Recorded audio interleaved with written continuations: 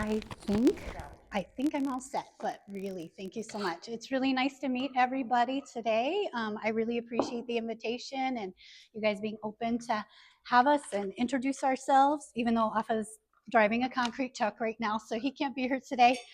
But probably a lot of you have seen him online because he's on there all the time. So yeah, so just I want to say hello and thank you.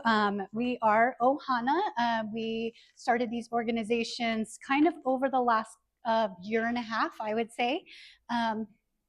Again, we are centered on the concept of really community and service to the community. So who are we? My name is Aurea. This is Afa. Like I said, you may have seen his face on Facebook or Nextdoor or something like that. Yeah, probably on the pickleball court playing, as he calls it, unconventional pickleball. So we are here based in Mount Shasta, and we really are pushing for more connected community and a community that really serves everybody and that can help everybody thrive together. We founded Ohana Connect and Ohana Mālamalama. As some of you may know, Ohana means family. Mālamalama, that actually means light or wisdom. So the concept is a family of light, a family of wisdom, a family of clarity. So our commitment really is to building a supportive community, one where everyone can support each other, everyone can thrive together. The main premise really behind the concept of Ohana, Afa brings his Hawaiian background, is nobody gets left behind. We both kind of came from different directions. I'm originally from the East Coast. He's originally born in Tahiti, grew up on North Shore Oahu. So we came from completely different worlds, but through our own life journeys, we kind of both came to this same mission. That we can't build something lasting alone. Nobody is an island. Nobody can be out there and do everything in isolation. Our whole community really rises when we support each other. So the model is really pretty basic. Housing creates stability. When you have stability, that creates capacity. And when you have capacity, that supports your true purpose. I don't know how many of you know this, but reliable, safe, stable housing is really the cornerstone for everything in a healthy life. If you're in survival mode all the time, you can't function. You can't make good decisions. It's the number one predictor of success for people that are coming through trauma and even people in addiction recovery. So how did we get here? As I told you, I grew up on the East Coast, but I built a successful service business in San Diego with my ex-husband. I built that business from the ground up to over $250,000 a year in annual revenue within a few years. We had customers like Bill Gates and the CEO of Qualcomm. We were very successful, but the relationship obviously was strained. And then unfortunately, as life kind of happens, sometimes you can't plan for everything. And I ended up a single mom with 2 young kids because my ex-husband became an alcoholic. So I kind of learned firsthand that you can't live your true purpose when you're in survival mode and when you're trying to rebuild everything from scratch with no resources, when you have 2 small children and housing is uncertain. It's a really scary place to be. So Afa, like I said, comes from the Hawaiian background, and he comes from this thinking that's really rooted in intergenerational thinking about what's going to benefit not just us here today, right now, but what's going to benefit 7 generations down the road. And measuring all of your choices and what we're creating in our community by that measurement really changes the way that you think about things. So when we found each other, we kind of found we had the same mission. And then we decided to throw all of our efforts into helping build the same thing, which is a place where nobody feels like they're left behind. I seem to have lost 2 of my photos, but that's okay. So far, what have we built? We built a housing mission. Really, we have an official nonprofit now. It is called Ohana Mālamalama. We go to every single city council meeting. I will say we missed one in the last year and a half because it was my birthday. And who wants to go to city council on their birthday? I did not. So we show up to every council meeting. We learn a lot about what's happening in the city and in our local area based on going to those meetings. And we get an opportunity to voice our concerns and what we're seeing with the community as well. We also got a chance to help support the Tiny House on Wheels ordinance that got passed last fall. Which is really a great option for many people in the community. You know, a tiny house is not for everybody, but for some people, it is actually the ideal situation. It is a lot more affordable. You know, when you look at our housing prices here in Mount Shasta, the average house is close to $500,000, but the average income is really closer to $40,000. And the numbers just really don't add up. So like I said, it comes down to that same concept. When you're in survival mode all the time, you can't live a healthy life and you can't have a healthy family, and that can't ripple out into a healthy community. So on top of the affordable housing work that we do, we've also built a business networking community. We had found that when we were reaching out, the Chamber of Commerce had not been doing a lot of networking events for really a long time. And a lot of the business owners we were meeting were really feeling a desire and a need for more connection and collaboration. And as I said, I built a successful service business in San Diego, and that's largely how I did it, was through networking events, meeting people, making connections, and really building a network of people that you can learn to know and trust, and people that you can refer, as well as have referrals passed to you. And that's something our community really needs if our businesses are going to thrive, and then thriving businesses will help support the community overall. So we have built a networking group called Ohana Connect. We have monthly mixers that are open to the entire community. And those are free, so you don't have to be a member to come to the networking events. They're on the last Thursday of every month in the evening time. So it's a different time of day than when Rotary meets. And then we also do a monthly members only event where we usually give some business education. So the third thing that we're really focusing on building is community. We've also built an online directory. It's a free community directory. And I'm just gonna show you that real quick in case you haven't seen it yet. So if you go to our website, myohanaconnect.com, there's this button here for the directory. And if you click on it, you can see we built this directory, and it's a free to search and free to post. Our members get, more premium listings in the business listing section, but I've actually gone and polled a lot of local businesses online. And so you can really search through and you can see a whole list of businesses that we have in our community. And as I said, it's free to post a listing. You would just use this button here and add your listing. In addition to that, we also have an events board. So again, this is free to search. You can search by category of events as well. So if you're looking for a family-friendly event, if you're looking for a music event, you can search based on type of event that it is. And it's also free to post your event listing as well. And if anybody wants to open up your phone and browse through, and I believe even Anastasia, you posted an event on there yesterday, didn't you? I did, but I was wondering if the Blackberry Festival was up there. Oh, is the Blackberry Festival up there? They're in order by date. September 6th. So let's see if it's on there yet.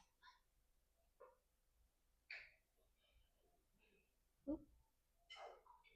There it is. Can you open it? What is it? Oh, there's not much info, but it's got the date on there.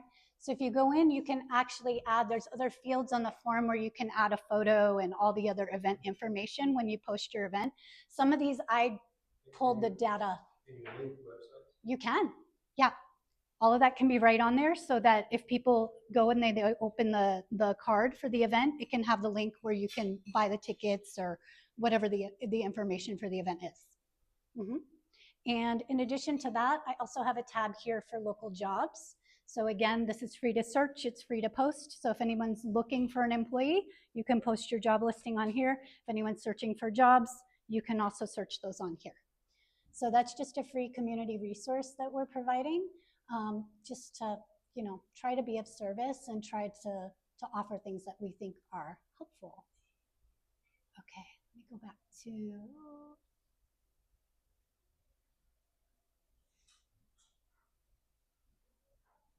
okay.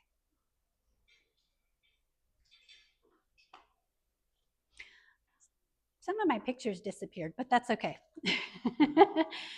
So really, we're trying to provide support that actually matters, support that moves the needle for our local businesses and our community overall. So for our businesses in the membership, we're providing education. We're helping teach people about what actually moves a business forward. One of those things that we're doing right now is a 14-week business planning workshop that actually Anastasia is helping us put on, as well as the author of a book that we're using for the course as well. So we're walking through step by step over 14 weeks how to come up with the clear vision and mission for your business, everything down to your marketing, your messaging, to your actual business numbers. Tessa Klor from City Council is going to come to one of our sessions and actually answer questions about business expenses, really just walking them through the ins and outs and learn how to plan a business properly, so that, you know, 6 months from now, a year from now, we really foresee all these business owners to be in a dramatically better place. We're providing collaboration, working through real challenges together, making connections, because, you know, we don't all have the answers all alone. We need other people's input, other people's perspective, other people's experience. Mentorship, again, guidance from people who may be a few steps farther down the road than you are. They have a lot to offer. And then momentum, real wins that members are actually seeing. Like we have a member who came to one of our workshops, and then the next week she showed up to the mixer and she said, you know what, at that last workshop that we did, I met a woman, and now because of that connection, she's going to be the featured artist at one of the local retreat centers. They're ordering a bunch of pieces of her work, and her work is going to get actively promoted to the guests that come through.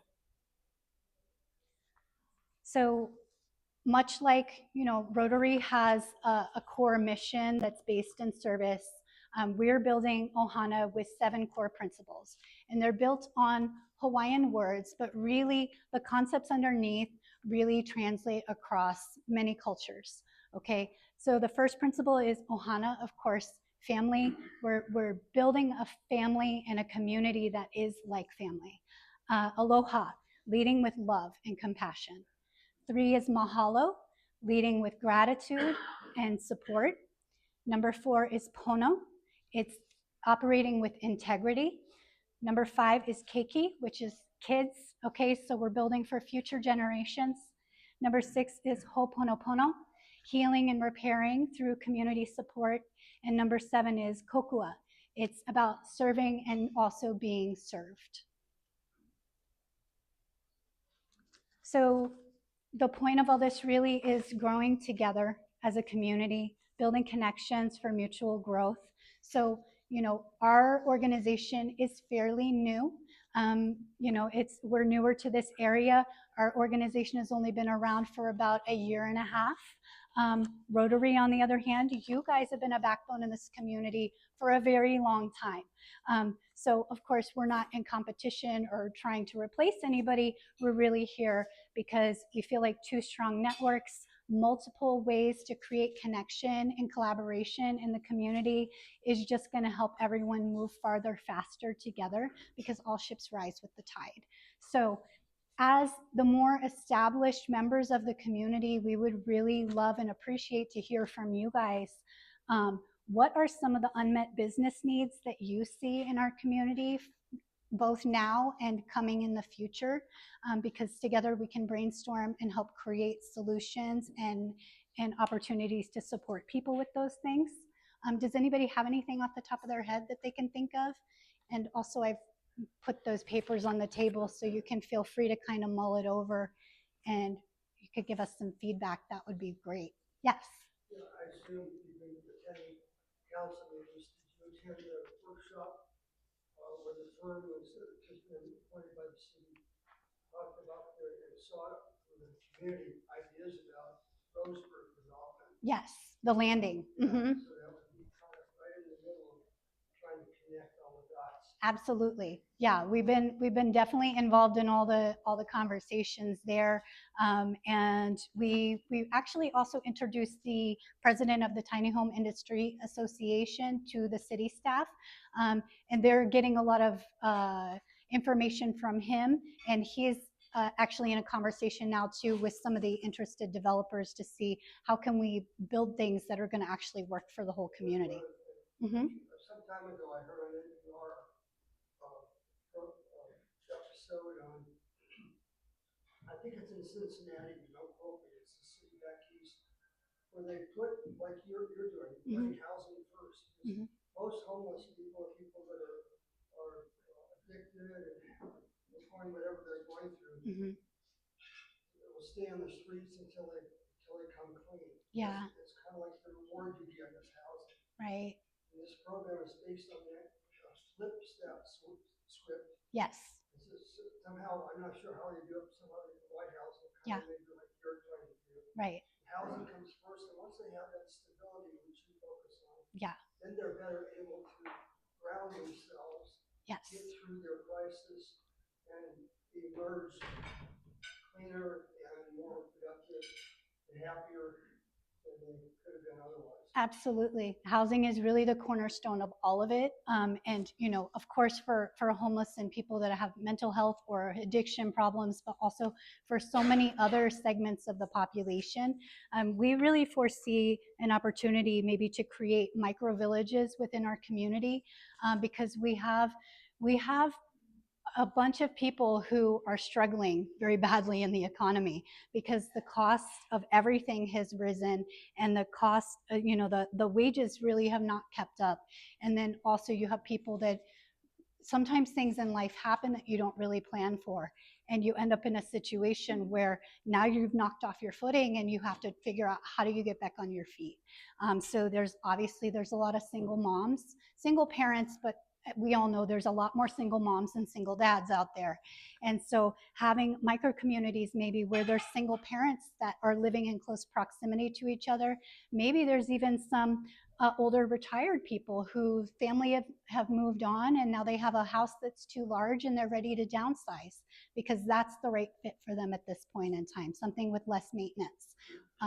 They might want to live in a community together because maybe they want to have intergenerational living and support each other and include each other and have more of a family environment.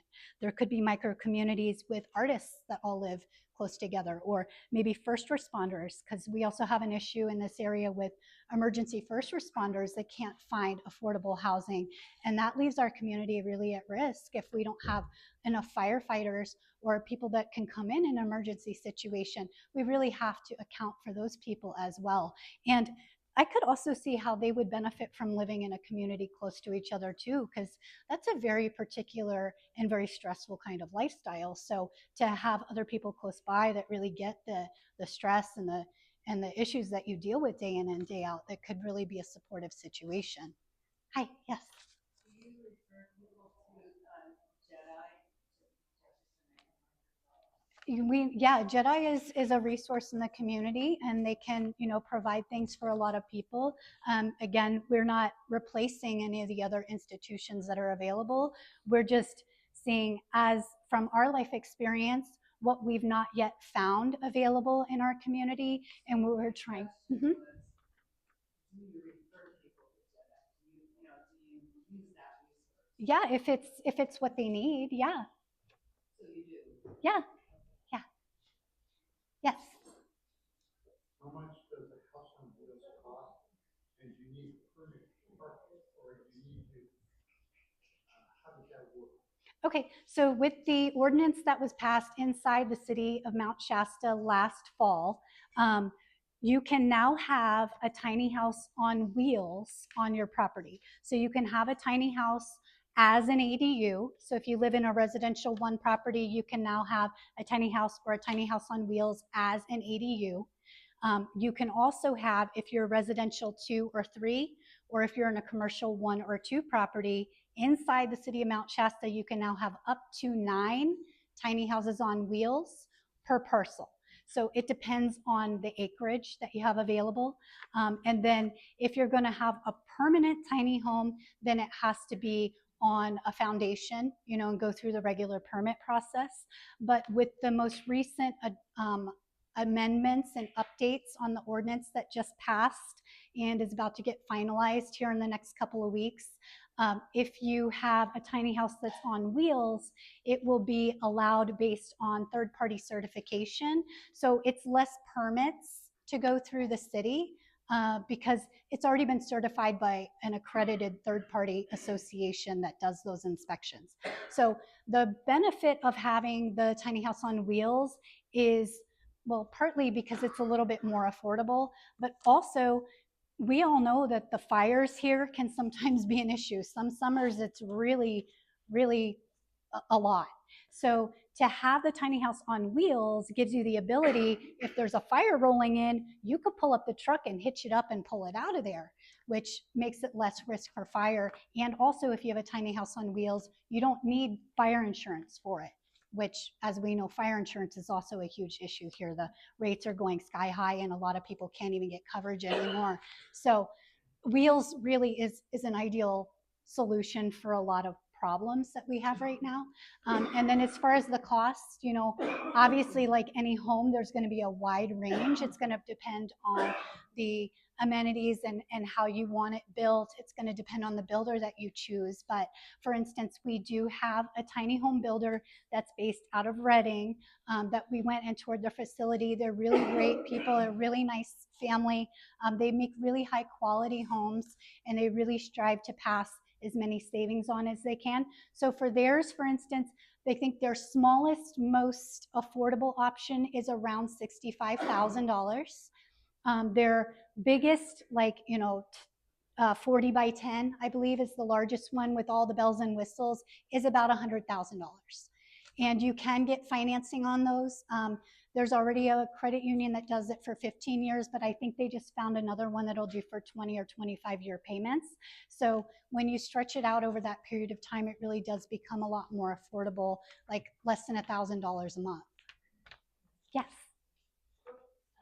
I was wondering with your Business Connect, what room is there, or how do the local nonprofits fit into this? Can they benefit from the Absolutely. Yeah, we absolutely, it's open to business owners, nonprofits, and anybody who wants to come. And even if you don't have a business yet, but maybe you have an idea for a business and you just want support and to connect, and the networking, and then the education services. Like last weekend, we did a little social media workshop for everybody. Yeah. Back to the tiny houses. Mhm. What about water and sewer and electricity or things like that? Yeah. These houses are on wheels and they're not permanent. Mhm. And how are you dealing with that situation? So the original version of the ordinance that passed last fall required standard, like a regular house hookups. As some of you may or may not know, if you've ever tried to build a home that wasn't there yet, it's very expensive. So some of the updates to the new ordinance that are coming are allowing for more flexibility in that area. So more like an RV style plug and play hookup, because that is similar kind of hookups to what a lot of the tiny houses have. Yes, of course. Yeah. Yeah. Yeah. Yeah. So there are utilities. It's just not as expensive as ones for a full-size house. And another thing that we are actively working on that I requested from the city is they're already right now doing a whole fee schedule review for all of the fees, because apparently they haven't been updated in decades. So they're already been in the process of going through all the fees that the city assesses. And as part of that review, I asked if they would please look into maybe a fee relief for the utility hookups to help facilitate the building of the new homes, because it is cost prohibitive for a lot of people to come out of pocket for $10,000 to $20,000 up front before you can even construct anything for that. So we're looking into different possibilities of maybe either a temporary reduction in the fees by a percentage, or possibly by extending the payments over maybe a 15-year period with the city. That way you can go ahead and get the hookups in, you can go get it and get the home built, you can get a family housed, and the city's still going to make their money. It's just we would extend it over a longer period of time. Yes. Now, if you're outside the city limits, Right. does the county have? If you're outside of Mount Shasta city limits currently, it's regular county rules, okay? Just like all the other cities around Siskiyou County. So as of now, what does that mean? That means you can have an ADU, right? So you can have your home, you can have an ADU, which you could have a tiny house as an ADU, and you can also have a junior ADU, which is basically like a converted garage or something. It's small, right? So you can technically have 3 units on your property anywhere in the county, but we've already had people come forward from Weed. They're actively taking our ordinance to the city of Weed. We've had people express interest in Dunsmuir. We've had people in Wairika that are interested. And we've recently had a couple people from the county say they're interested.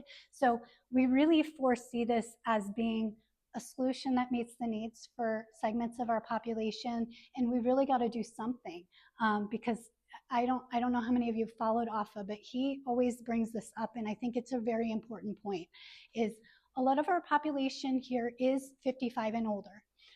And we also have a lot of kids who are growing up and they can't afford to live here. So what does that look like 10, 20, 30 years down the road? We're really kind of facing a demographic cliff here, and our population is going to drastically drop off. And then what happens in 20 years or so when some of the older members of our population are, either moving on because they're downsizing or moving to another area with different medical facilities, or, as he says, make their graduation and ascension on, then where are they going to leave their property to? If their kids have already moved away to another city and gotten rooted in, a lot of them aren't going to want to return back here. And then what happens at that point? The younger people that are already here can't afford the homes based on the wages that they have here. So then what's going to happen? It's going to get liquidated.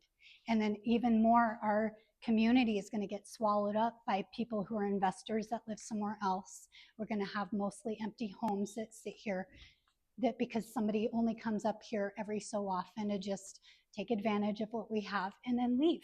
And they're not supporting the local community. They're not putting tax dollars into the schools. They're not supporting the local businesses on an ongoing way. And that's really not benefiting the community. It's not helping build something lasting. It's really extracting. And so that's really what we're trying to prevent by coming up with creative solutions. A tiny home is not for everybody. Even for our personal family, my 2 kids live with us. His kids live out of state. But, are the 4 of us going to live in a tiny home? Afa's huge. He's a Hawaiian. There's no way that's going to work. So it's not really for us personally at this stage in our lives. But like I said, there's a lot of members of the community who would love something like this, and it would really make a more affordable option. Yes. Recently, I found out some information about the county. Uh-huh. The county is working towards more ADUs, and they have new rules and regulations. They do have, I believe it's 3 different downsized plans with engineering that are free. Yes. Anyone that wants to build, and I think the average size is 1,200 square feet. You might have 1,000 square feet too. And that's pretty valuable in the cost that it costs for planning. Absolutely. Absolutely. And I'm really glad to hear that they've got the updated plans up, because, oh, beautiful. because I know they had some last year. I started pulling some numbers because someone saw the work that we're doing and they reached out from Arizona because their parents had bought a lot in Lake Shastina back in the 70s. And they had planned to build a home and retire here. And, you know, because life happens, it just ended up never happening. And so she and her brother had inherited a property from their parents. They're never going to move here. They live in Arizona. So they reached out and donated their quarter-acre parcel to us, to our nonprofit. So we now own a piece of land in Lake Shastina, but because of, you know, the cost for the utility hookups to arrange for just those 3 units, like I said, for a home that meets the Shastina Homeowners Association requirements. And then you have the ADU and the junior ADU, which could accommodate roughly 3 families, you know, one being a very small or, you know, but it's $24,000 roughly just to clear the land and put in the utility hookups. And that doesn't even include yet building on the land. So I did notice that they had free plans available. And then at the beginning of the year, I called again and they said, oh, all the plans are expired. They don't meet the new guidelines for California code. So they were in the process of getting them updated. So it sounds like they have done that. Yeah.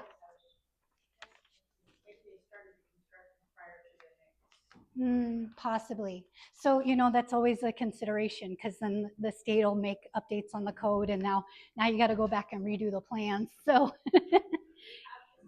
more minutes. Yeah. Until we're going to transition into Happy Bucks. So okay. if folks have other questions, maybe Aurea can hang a little after too. Yeah. I don't know what happened in my pictures. It's fine. They just don't want to show up today. So different ways you can engage with Ohana. Of course, you can search and post on our directory for free. It's free for the community. You can always attend any of our mixers or our events. Of course, if you want to support our affordable housing mission, there are ways to do that. And then just overall, we want to connect with people. We want to really build a healthy, thriving community together. So my contact information is all here. There's some materials here. I would really appreciate if anybody has info they can give, feedback on the sheets, and that is it. So there are multiple papers on your table from Aurea, and there's a form too that allows to give more information, correct? Yes, So absolutely.